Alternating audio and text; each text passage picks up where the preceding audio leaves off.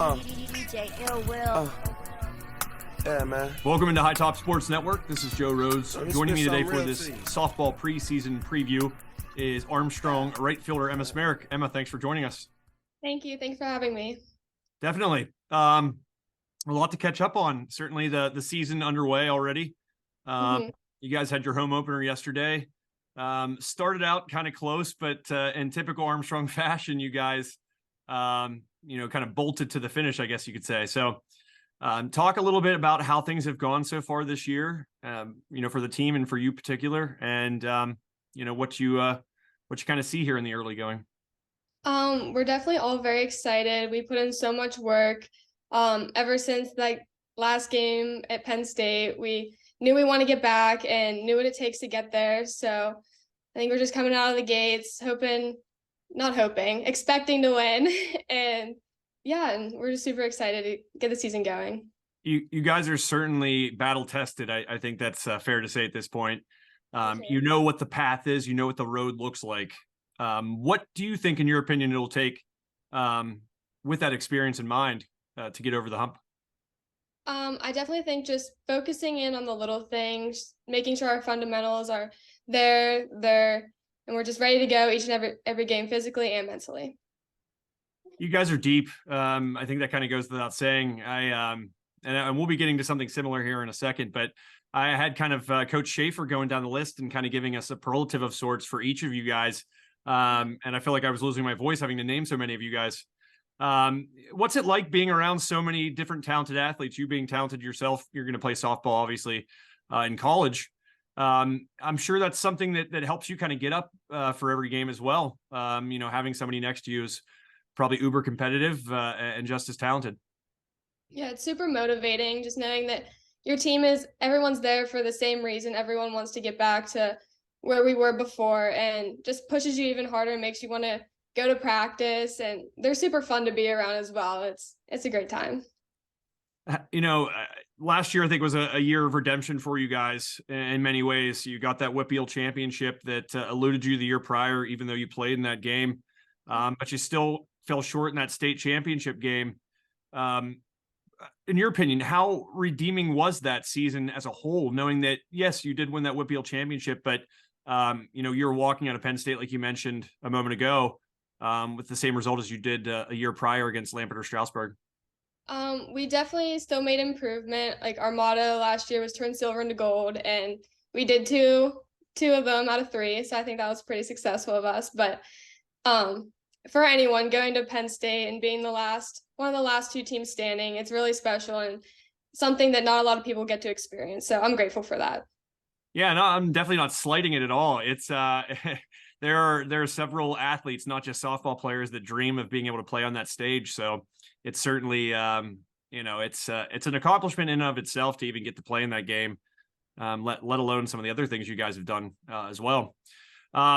Talk about this year in particular, how different it is, not having Coach Flanders in the dugout and Coach Shaffer now kind of taking over. Obviously it's your senior year, so you had a lot of experience with Coach Flanders. So how do things appear to kind of be the same, and how do they differ? Honestly, not much has changed, to be honest.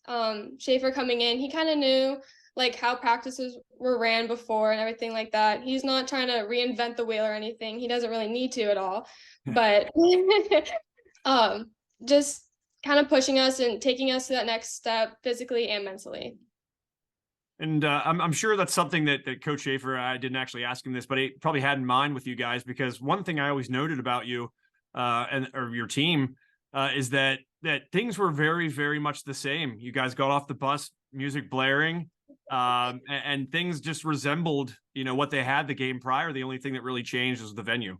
And I think that was pretty neat. I think it was very unique to what you guys were doing. Talk about this off season. Is there anything that you've done differently than you might have done in the years prior? Obviously, you've played and had a substantial amount of playing time prior to this year. So is there anything you've done differently, kind of breaking away from some of those past seasons? I wouldn't say a whole lot differently. I still hit almost every day of the week. We lift in the off season, focusing on getting my arm stronger. And we did some speed and agility training, which that was new. And I think that'll help us out a lot this year as well. And just mentally preparing, doing mental drills, focusing on that. So, yeah. You mentioned speed and agility. I don't know if a lot of catchers and pitchers are out there listening to this. They're going to be happy to hear that you are possibly getting faster. Yeah. That's obviously a strength of your game. You're an excellent fielder as well. You hit for average, you hit for power. So you have a very well-versed game yourself. Is there one area that you'd like to see improvement out of yourself this year in terms of your particular game? Probably just being more consistent with hitting and maybe trusting my fielding just a little bit more. I say that sometimes I don't have as much trust in myself or confidence in myself as I should, but I think I've definitely gotten better at that. Well, the last part, it doesn't show while you're out in the field. Because like I said, it's we joke, and I've said it a couple times during broadcast that the only other player that I can think of similar to you, who if you hit a ground ball to the left side of the field, it's almost a base hit, was Zane Dudek. And you know who Zane Dudek is.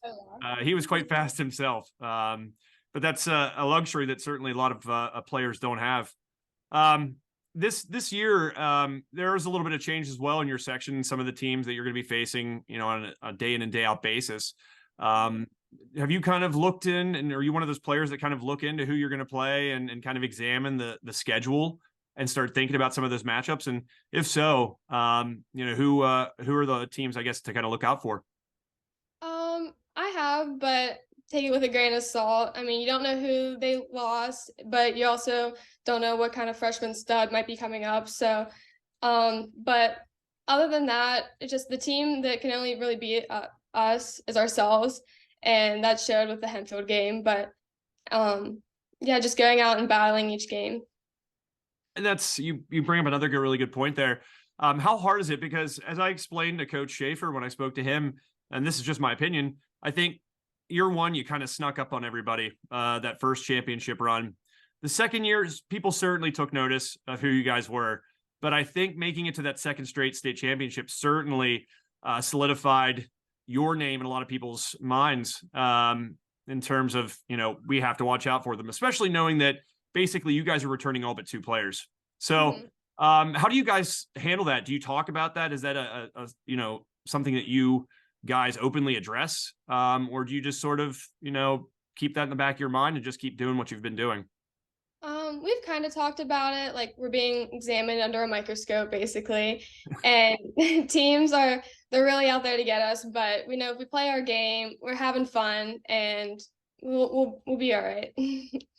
So we'll end things with this. And this is what I did with Coach Shaffer. I just named a player and I said, just give me what comes to your mind first. So these are your teammates. This will be interesting from your perspective. So I'm just going to name them and whatever comes to mind. So you have to, whatever comes to mind, even if you think they won't enjoy hearing it, you have to say it. Okay. We'll start the mound. Cam Sprankle. Tough. Her battery mate, Bella Atherton. Outspoken. Head over to first base. Jesse Pugh. Confident. Let's go to shortstop. Emma Paul. Oh, just always messing around. And that's funny because for somebody as good as she is at sports, that I find that hard to believe. Your fellow outfielder, Jenna Klontz. Just fun to be around. Always upbeat. And your other outfielder, Cassidy Adams.